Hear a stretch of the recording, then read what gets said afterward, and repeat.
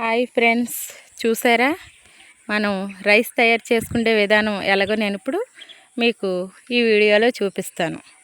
ఈ వీడియో నచ్చితే లైక్ చేయండి, షేర్ చేయండి, కామెంట్ చేయండి, సబ్స్క్రైబ్ కూడా చేసుకోండి. సరే,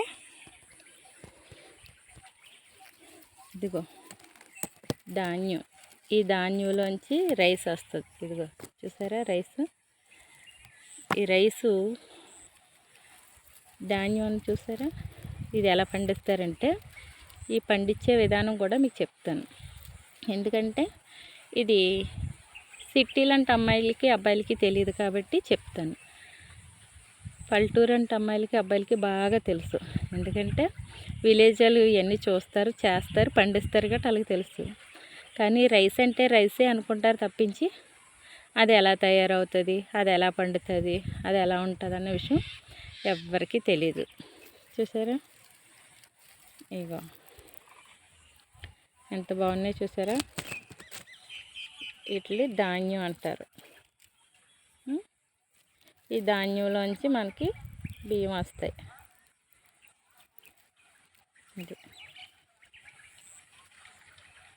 సరే, ఈ పండించే విధానం చూపిస్తాను రండి.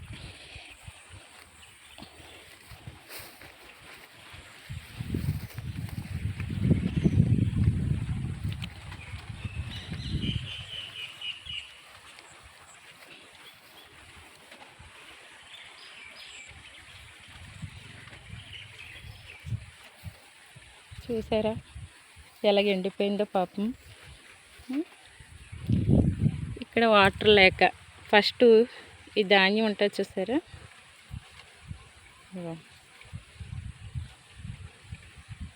ధాన్యం ఉన్నది కదా, ఈ భూమి వాటర్ వేసి దున్నిన తర్వాత ఇలా వేస్తారనమాట.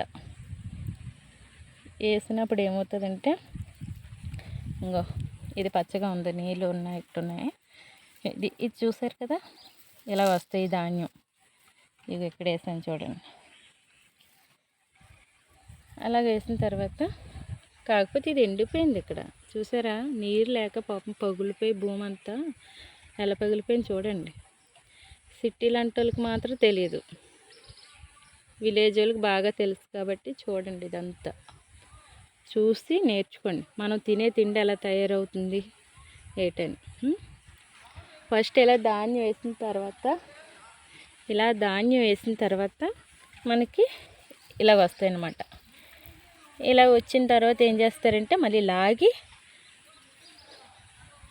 ఇప్పుడు ఇది ఉంది కదా, ఇలా లాగుతారు. చూసారా ఎలా వేర్లతో వచ్చింది.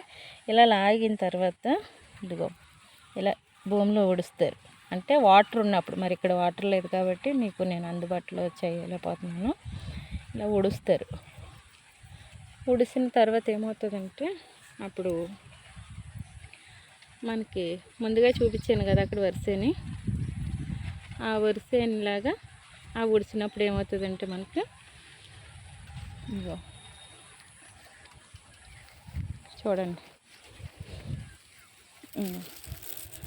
ఆ ఉడిసాం కదా అక్కడ, ఆ ఉడిసినప్పుడు ఏమవుతుందంటే మనకి ఇలా ధాన్యం వస్తుంది. చూసారా ఎంత బాగా వచ్చిందో. ఇలా ధాన్యం వస్తుంది అన్నమాట. మనం తినే ప్రతి రైస్ కూడా ఫస్ట్ భూమిలోంచి ఇలాగే పండుతుంది. ఇలా పండిన తర్వాత అప్పుడు మనం ఏదైనా తినగలుగుతాం. అప్పుడు దీన్ని ఏం చేస్తారంటే, ఇలా పండిపోయిన తర్వాత ఇందులో ఉడిసిన తర్వాత గడ్డి ఏమైనా ఉంటే పీకుతారనమాట లోపల. ఇవన్నీ గలుపు తీసేస్తే బాగా పండుతుంది చేను. అప్పుడు పండిన తర్వాత ఏం చేస్తారంటే కట్ చేస్తారు. కట్ చేసిన తర్వాత ఈ ధాన్యం అటుకులు ఆడించుకుంటారు పండగ టైంలో. ఈ ధాన్యం ఏమో ఇంటికి తీసుకెళ్తారు. ఈ గడ్డి ఏమో ఆవులకి గేదెలకి వేస్తారనమాట. ఇప్పుడు ఇక్కడ పొలం ఎండిపోయింది కాబట్టి ఇది వరిసేని వేసారనమాట. ధాన్యం వేసింది కాబట్టి ఎండిపోయింది. ఇప్పుడు ఉడిసారు కదా, ధాన్యం ఉడిసింది నేను చూపిస్తాను రండి.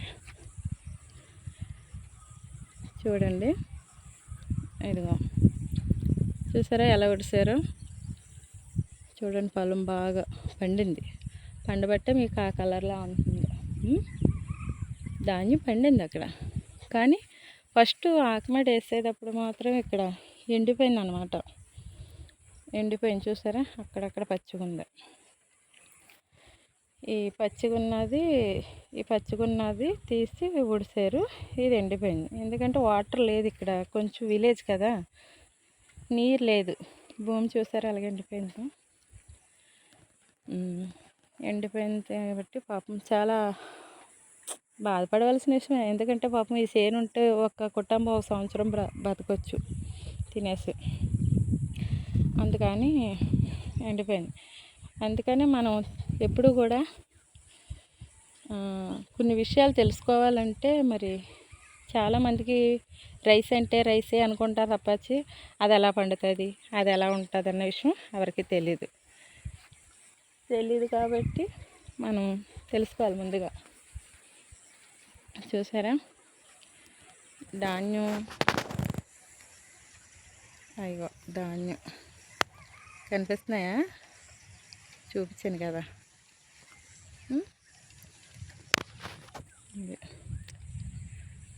మీరు బాగా చూసారు కాబట్టి నేను మళ్ళా మీకు చాలా తీసి పెడతాను కాబట్టి వీడియోలు.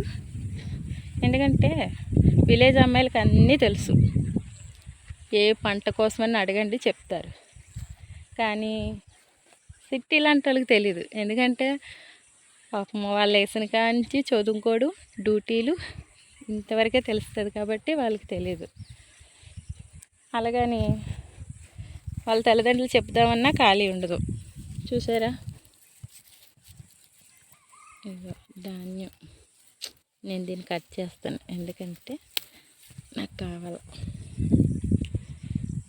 ఇది చూడండి ఎంత బాగుందో కదా, చాలా బాగుంది. ఇదిగా అక్కడ వరిసేను, అది బాగా పండింది కదా, బాగా పండింది కదా.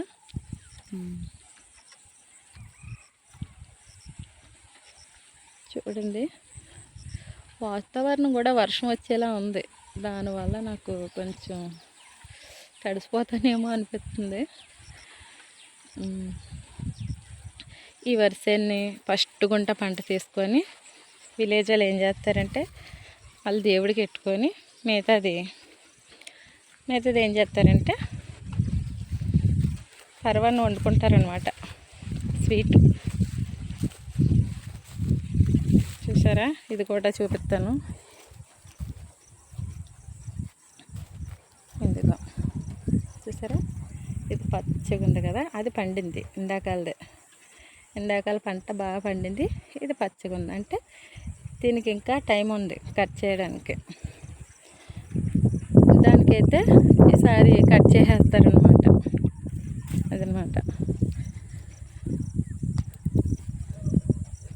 చూసారా ఎంత బాగుందో పొలాలు. తెలుసుకోండి అమ్మా, ఇలాంటి పద్మక్ వీడియో చూడండి ఎంత బాగుందో లొకేషన్. ఈ పొలాలు ఈ రైస్ కోసం తెలుసుకోండి, బాగా తెలుసుకొని ఇంకా మీకు చాలా మంచి వీడియోలు పెడతాను. అందుకే పద్మక్ వీడియోని షేర్ చేయండి, కామెంట్ చేయండి, సబ్స్క్రైబ్ చేసుకోండి, సరేనా.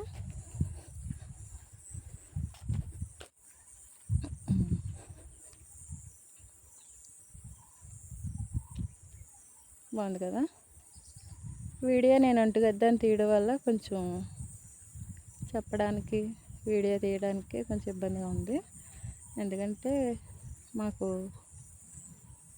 మా వదిన తీస్తుంది కానీ ఇంటి దగ్గర ఉంది రావడానికి, దానివల్ల తీయడానికి అవ్వలేదు.